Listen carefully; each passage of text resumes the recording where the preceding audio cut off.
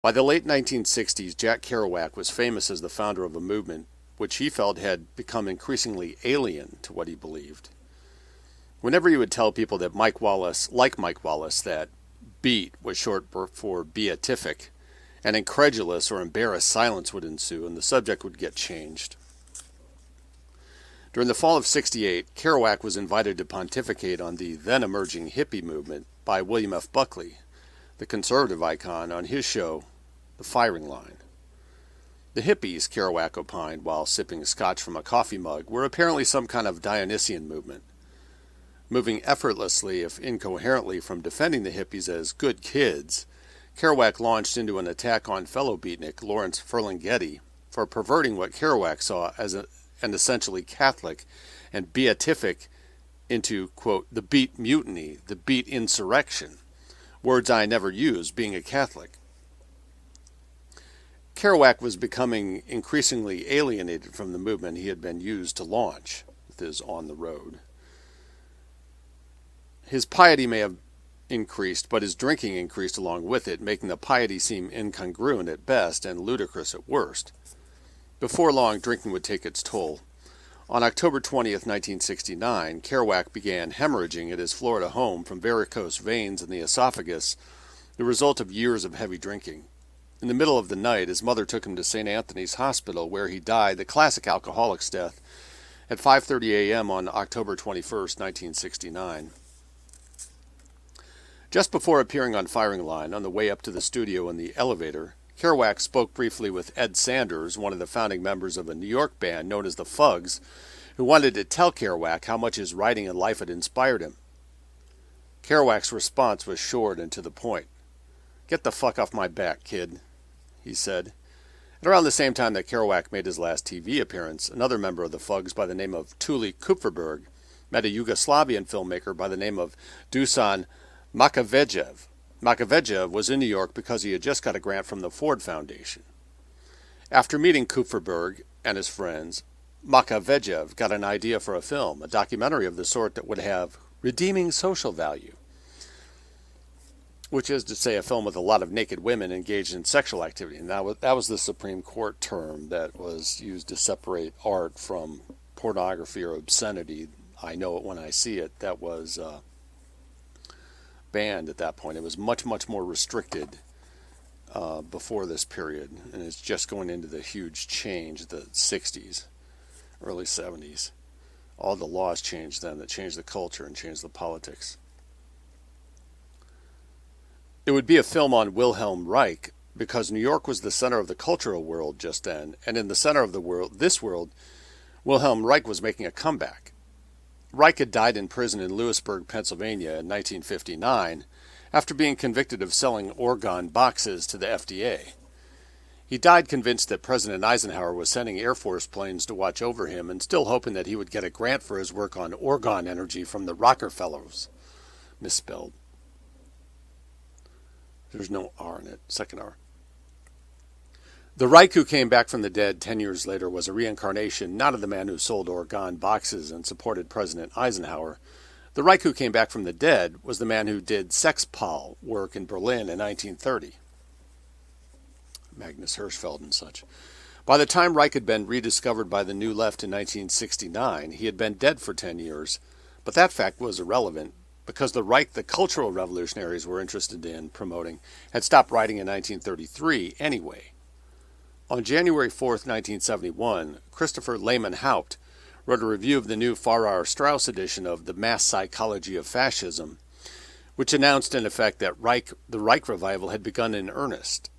So Christopher Lehman Haupt writes in '71 a review of The Mass Psychology of Fascism, which is Reich's book from the 30s, sparking a Reich revival.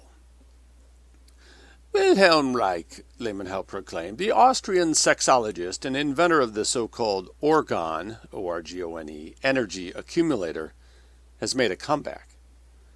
Reich, according to the review, was the father of youth culture, the sexual revolution, and the feminist movement.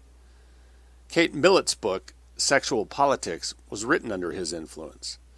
Beyond that, Reich was better at reconciling Freud and Marx than Marcuse, especially by expounding his, quote, credo that sexual man was liberated from his need for authority, religion, and marriage.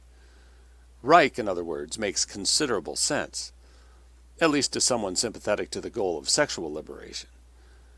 Leeuwenhoek was, in fact, so enamored of Reich's vision of sexual liberation, he was even willing to take a second look at his theory of orgone energy. Perhaps it's time to reconsider all of Wilhelm Reich, he concluded. 4 months later, on April 18, 1971, the New York Times returned to Reich, this time devoting a feature-length article in their Sunday magazine to his thought. In Wilhelm Reich, The Psychiatrist is Revolutionary, David Elkind described how student communards in Berlin pelted the police with softbound copies of Reich's The Mass Psychology of Fascism. Was it compassion or frugality that kept them from using hardbound copies? Reich, quote, was being resurrected everywhere in Europe as a hero saint to students demanding social reform, and now many American young people were now discovering that Reich is very much their kind of revolutionary too. This was the case because his message was more appealing to the American left, who felt that they could bring down the state by sexual license without the sublimation urged by Freud or the political revolution urged by Marx. Over the summer of 1971, Dusan Makavejev released the film he had begun while in the United States on a grant from the Ford Foundation called WR: Mysteries of the Organism.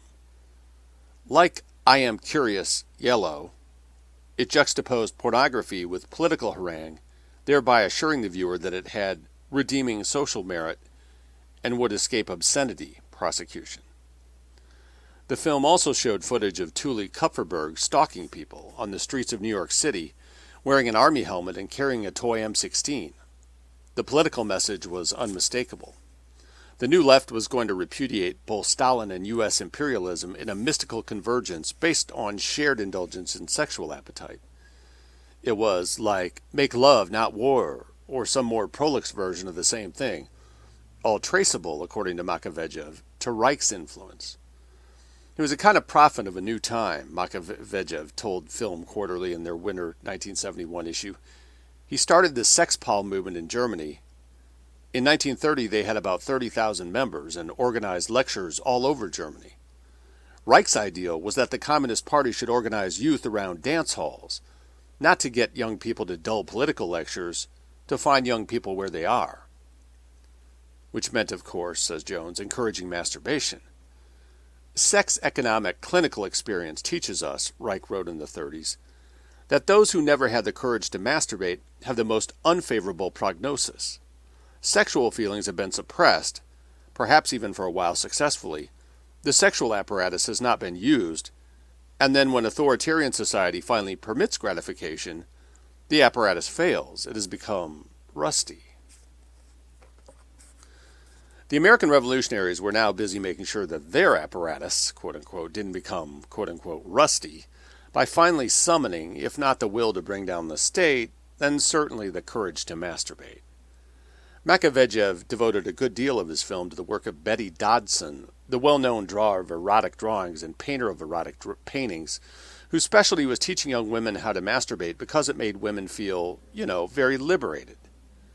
To give some sense of historical continuity under Reich's influence, the dates Berlin, May 1st, 1931, Belgrade, May 1st, 1971, flash on the screen, and then Betty Dodson comes on and talks about how a woman who was in this women's lib group together, it's a consciousness-raising group, really had no masturbatory experience or background.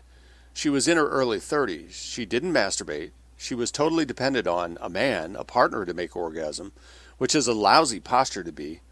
And she started to practice masturbation, and she was amazed at some of the things that happened to her. And her orgasm became much more intense. In case his readers hadn't seen the film, David Elkind made the same point in his New York Times article. Reich noted, he tells us, that whenever the patient reported that he had masturbated with complete satisfaction, that his symptoms lessened. Reich proceeded to analyze the patient's guilt over masturbation. When this chronic guilt was alleviated and the patient could masturbate regularly with complete gratification, his symptoms subsided to the extent that he could work and socialize to a degree not possible for him before. The film, of course, devoted its sexual footage to showing the well-endowed Milena, M-I-L-E-N-A, having sex with soldiers, and then declaiming Reichian mumbo-jumbo like, "Body tissue deprived of life energy turns cancerous. Cancer is the hysteria of cells condemned to death. Cancer and fascism are closely related." So if you have sex and masturbate all the time, your cells don't die of cancer and your mind doesn't turn to fascism. Footage of masturbation, it turns out, is not as stimulating as real sexual activity. With Makavejev's film, the Reich boom reached its high watermark. The techniques of manipulation that Reich's character analysis enabled continued to be refined in places like Iserlohn by people like Fritz Perls, and would get applied in unlikely places like seminaries for religious. Perls learned about Reich through Paul Goodman, and together they created what came to be known as Gestalt therapy, which was Reich's theories, especially those involving body armor, in quotes, in action. Michael Weber argues that Reich's theories via Perls's Gestalt therapy eventually became a covert form of social control that wrought serious damage in religious orders in Germany, sort of like what we heard about in the U.S. last recording segment. Just as Reich said they would. So preach masturbation and destroy the religious orders and destroy the self-control of the people, prevent them from becoming fascist. And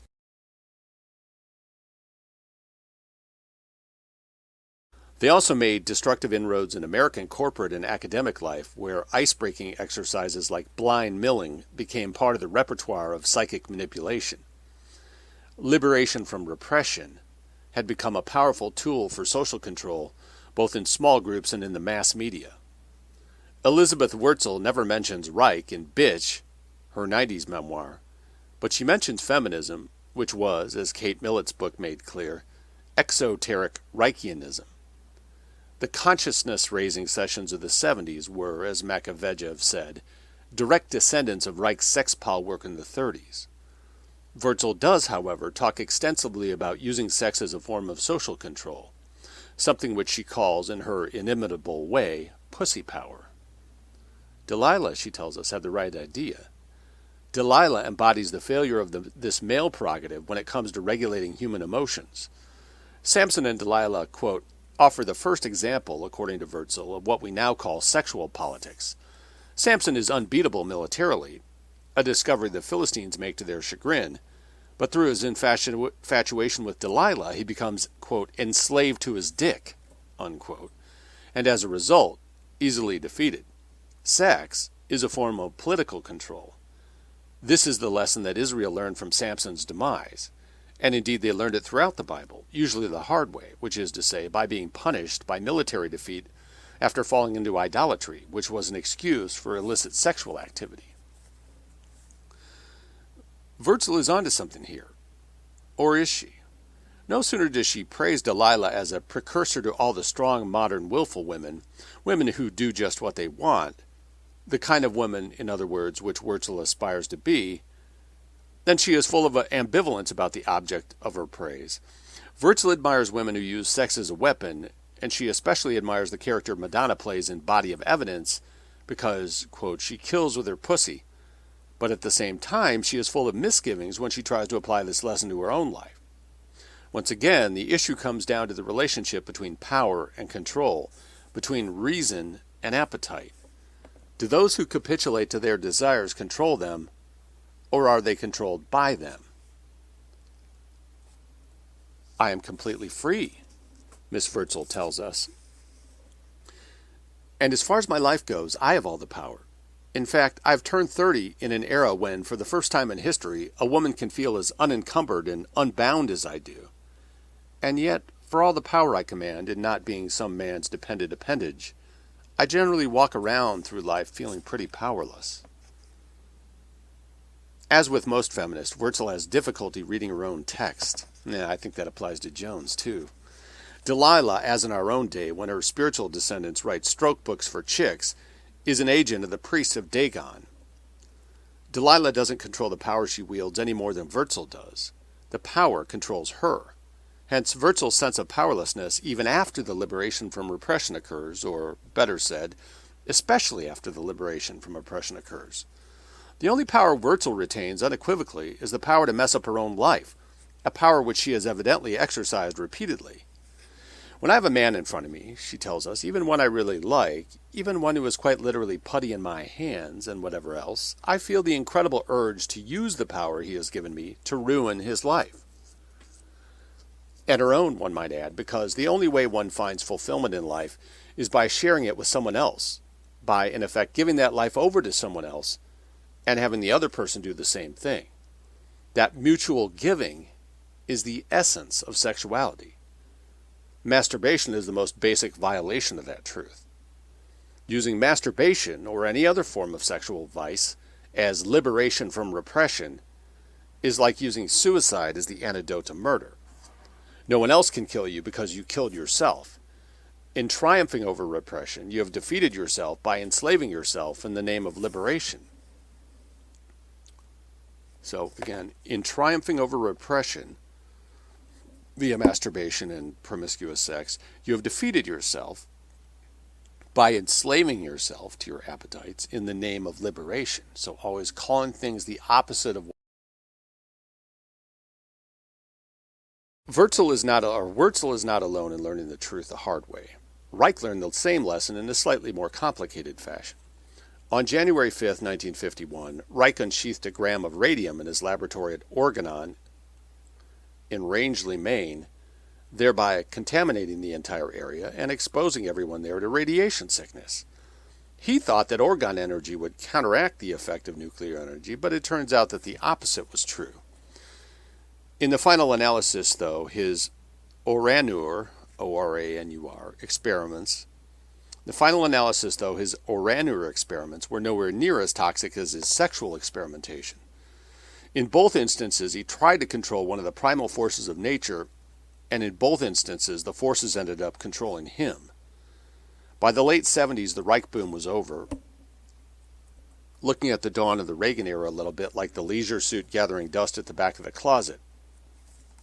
The left might say, and indeed it has said, that Reagan was the tyrannical reaction to the excesses of the sexual revolution, but they still seem incapable of accepting the rationale adumbrated in Plato, which would explain the change. The real reaction, however, wasn't political, it was cultural and inchoate. That means imperfectly formed, sort of new and unhazy. Sex led to horror. Alien was the sequel to Deep Throat.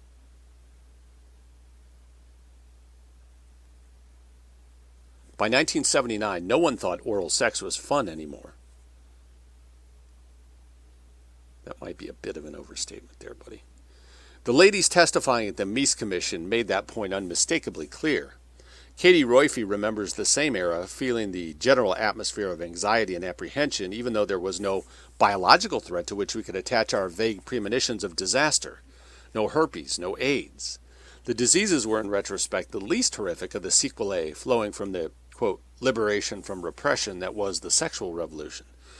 The real source of horror was the release of appetite from rational control and what that did to otherwise normal human beings.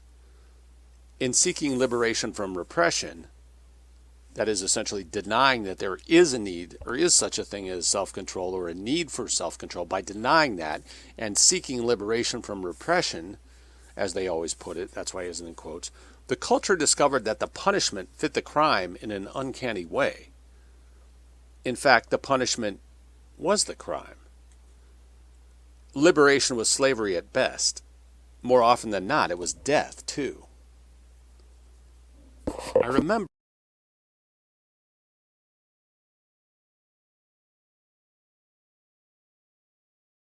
she wrote in her memoir of the time, Last Night in Paradise, taking a bright yellow paperback of Looking for Mr. Goodbar from my parents' bookshelf and reading it more than once. I remember being haunted by the image of this naked woman bleeding to death in her bed. I remember also the image of her sitting in the bar, sipping her white wine, pretending to read a book and waiting to pick up a strange man, an image strangely shadowed by my knowledge of what was going to happen to her. Her death seemed somehow natural for an act of random violence. It also seemed to hold some implications about my own life. about the men, bars, wine, and strangers in my future that I only dimly understood, I wouldn't have been able to explain the danger I felt, curled up on my parents' chintz couch, reading the cheap paperback, but I felt it nonetheless. Along with Alien, and remember, Jones has written a book about horror movies that talks about this theme, that they're about the effects of sexual liberation.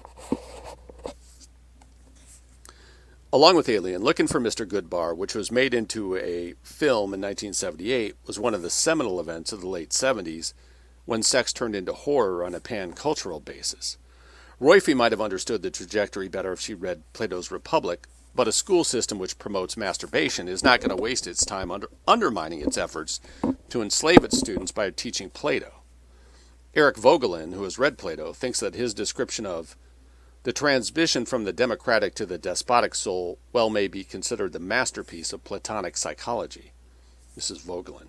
In the democratic state of the soul, all appetites are on the same footing and compete with one another for satisfaction. This state of amiable and perhaps aesthetic rottenness, however, exhausts itself, and now the last abyss of depravity opens. For beyond the ordinary luxuriance of desires lie the ultimate lusts, which stir in a soul in its dreams, but ordinarily kept down by the controls of wisdom and law, external and internal controls. In dreams, the beast goes on its rampage of murder, incest, and perversions. Jones again. The trajectory is nonetheless clear. The democratic soul, which frees itself from all restraint in pursuit of sexual gratification, is followed by the tyrannical soul, which brings horror and perversion, which etymologically means denial of truth. Quote, the decomposition of the well-ordered soul, according to Vogelin, leads not to disorder or confusion, but to a perverted order. It seems that Plato was acutely aware of the spirituality of evil and of the fascination emanating from a tyrannical order. The tyrant is addiction in a metaphorical sense. In other words, passions which demand to be satisfied and command the rational being, who should control them, to do their bidding. But the tyrant can also be construed in a very literal sense as the man who rules over the people who are corrupted by their passions through the agency of those very passions. The man who is controlled by his appetite is also controlled by the man who controls his appetite for him. In general, we think of the age of tyranny as short-lived, and we think of the tyrants that way too. Robespierre, Hitler, Stalin all presided over the despotic reaction to democracy run amok. Stalin's reign, however, could hardly be considered brief in human terms, and with him we begin to discern a more disconcerting possibility. What if someone were smart enough to maintain the perverted order indefinitely?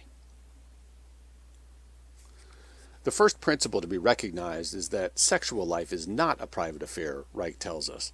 The sexual, quote from Reich, the sexual restructuring of man for the establishment of the capacity for full sexual pleasure cannot be left to individual initiative, but is a cardinal problem of all social science. The whole population must acquire the secure feeling that the revolutionary leadership is doing everything it can to guarantee sexual pleasure without reservation, without any ifs and buts. And we see the modern push from homosexuals the last 20 years to they get marriage and then they start pushing transgenderism. They even just started to promote pedophilia, as I read this to you, in 2017. They've done that in 2015 and 16. They slowed up to attack Milo Yiannopoulos hypocritically as a pedophile, but then they'll pick it up again in a few more months. There's no natural end to it, really. If just do what you want, do what feels good, well, there's all kinds of weirdos out there, necrophiliacs and pedophiles and homosexuals, and you keep promoting that, keep promoting the looseness, and yeah, it'll end up in some kind of a strong reaction.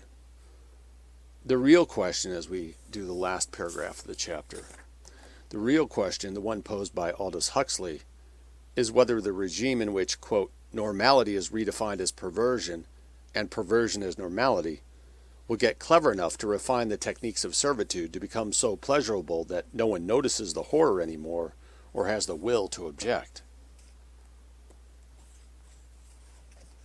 So that's about the revival of Reich, that chapter brief chapter, part 3, chapter 14, New York, 1969. Anyway, thanks for being with me today, and I'll be back with you again real soon, and we'll pick up more Libido Dominandi.